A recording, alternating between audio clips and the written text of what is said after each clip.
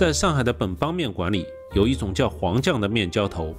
虽然叫黄酱，你会发现它好像和酱没什么关系，就是豆腐衣包肉。不过黄酱也是真的好吃。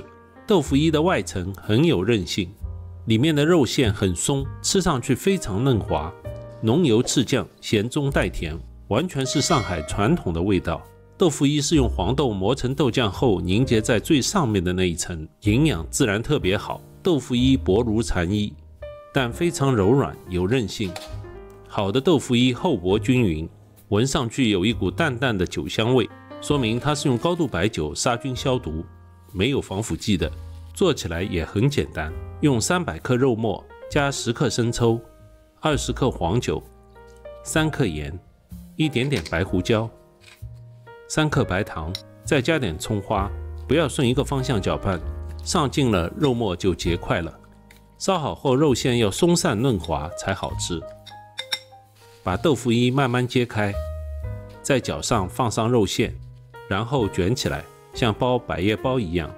这个豆腐衣是特大号的，可以卷好多层，层数越多，吃起来口感越好。也可以用2张包一个，口感会更好。在封口的地方涂点肉末，烧的时候就不会散开了。记得吃不完的豆腐衣要放冷冻保存。6个豆腐衣包肉全部完成了，锅中放点油。把豆腐衣接口朝下，先煎一下，注意用小火，别把豆腐衣煎糊了。然后翻面，反面再煎一遍，煎成这样金黄色，外层起硬壳了。加入姜片，再淋上20克黄酒、5克生抽、5克老抽、2勺白糖，再加入少许清水。盐就不要加了。烧开后转小火煮8分钟，当中再翻几次面。这道黄酱是要留部分汤汁的，然后开中火收汁。